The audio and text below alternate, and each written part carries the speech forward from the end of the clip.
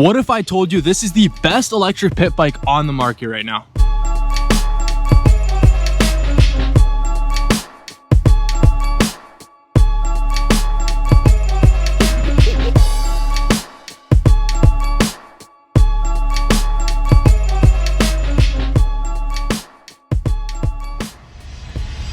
So it's no question that e-bikes keep getting cheaper and faster. First it was the Tudio, then it was the Yasma, and now we have the Vipcoo, all in the span of a month. And I almost feel like there's a new company every single week, and it's a never stopping race. And it's not a surprise that local cops and Karens are catching on, which is why you're seeing a lot of people switch to the electric pit bike style of e-bikes, as electric dirt bikes like Surons, Talarias, and E-Ride Pros are more regulated than ever, causing the electric pit bikes kind of to slip through the cracks.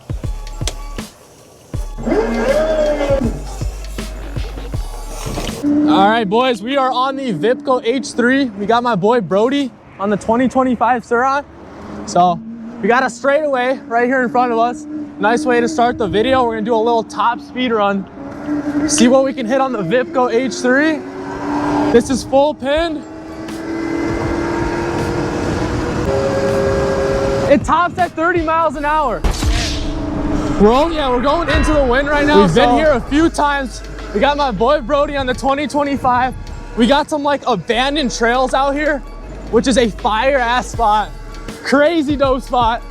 Look at this spot. We got a beautiful, beautiful spot right here. And we're doing some proper testing. We're doing some off-roading on the Vipcoo. We're gonna see how it performs. This is a 3,500 watt e-bike. Like I said before, electric pit bike. And oh my God, pretty solid. Let's go ahead and hit the trails. Oh. See if the Vipcoo can keep up with the 2025 Suron. So far, the brakes are so-so. We did send a few wheelies. It's low-key a little sketch. Sheesh.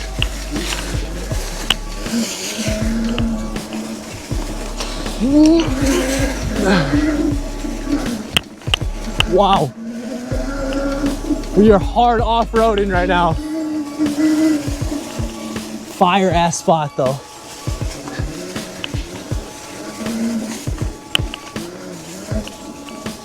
So the nice thing is it's not a hub motor. We got a mid-drive motor on this thing. So the throttle is very similar to a Suron throttle. A little different material though, more plasticky, but we do have motorcycle brakes on this thing, which is super fire. Wow. Damn, these trails are tight.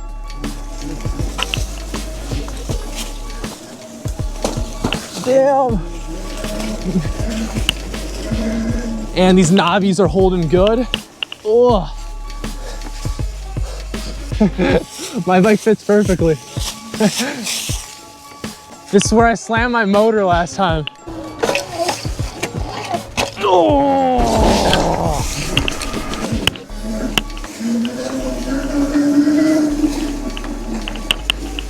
Good, go this way.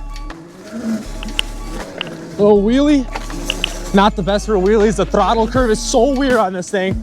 I literally managed to loop it earlier. Oh, we're moving. Holy cow. We got so many leaves right now on the ground. Can't see what I'm going over whatsoever.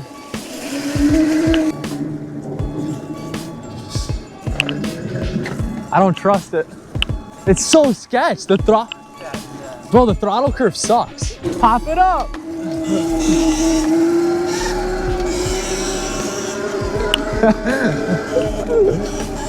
Damn, you got a Suron and you can't wheelie? Brody's trying out the Tudio Killa. We on the Suron. Oh my God. Yeah, low-key, I'm still crazy on the Suron. I can still wheelie this thing all day. Oh my God, boys. 2025 Sur-Ron popped up. That wind, man. I'm not gonna lie, wheelies on this thing are pretty hard, but it does handle in the off-road. The Navi tires handle super, super well. And I honestly like that. But the one issue is the wheelies, man. We got the brake sensors removed and everything, but it almost feels like when you throttle and then let off, it keeps going for like another half second, and it's super hard to trust it. And at the same time, you gotta press super, super hard for the brakes. But yeah, we did some urban exploring, a little bit exploring here and there. That abandoned forest spot is not the biggest. As you guys saw, we were literally in there probably for like no longer than 30 minutes. And that's because those trails are literally like a few miles long and it's just one big circle. So we did our lap and we kind of dipped, and I'm pretty sure it's a trespassing zone. So we definitely don't want to get any trespassing tickets. However, this is a great off-road bike. It does handle well. It has relatively good brakes. It's just wheelies on this thing are very, very hard to trust. And if I was to line this up with the Yasma, I would say the Yasma is a better wheelie bike, but this has better overall performance, if that makes sense. We got the horn, we got the brights on and off, we got the turn signals. I haven't even showed you guys all of this yet, but super, super sleek build. It's up to you guys. I like to call it the Yasma, the mini Stark Varg, because the red Yasma reminds me of the red Stark Varg. I am a taller rider on this bike. I am 6'1", 180 pounds, and this bike handles me pretty well.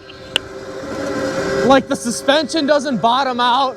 It's hitting good speeds. We did hit 30 miles an hour going against the wind. So let's go ahead and pull out my speedometer app and do a take two and see what we can hit. Speed run, we hit 30 miles an hour against wind. Now we are on about half a battery and we are fully pinned. And we're still doing about 30 miles an hour.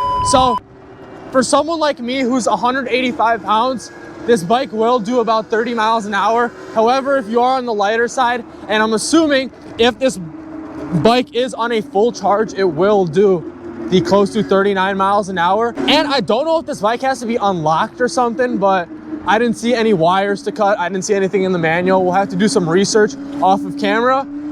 But yeah, the Vipcoo honestly is a solid choice, especially if you're a beginner rider, like a good first e-bike. If you need something before a Sur-Ron, it is a pretty solid choice. And overall, I would rate it a B+ overall for the build, the performance, and for the price. It's really hard to beat. And that's pretty much gonna conclude today's video. I'm gonna post up right here and kind of do the outro, but I'm gonna leave the Vipcoo link down below. So if you guys are interested, I'm gonna leave a link there. Go ahead, click it. You guys can get yours and you can get some money off using my code. As always, leave a like, comment, subscribe, comment down below any other e-bikes you guys want me to review, and we will catch you guys in the next one. Peace.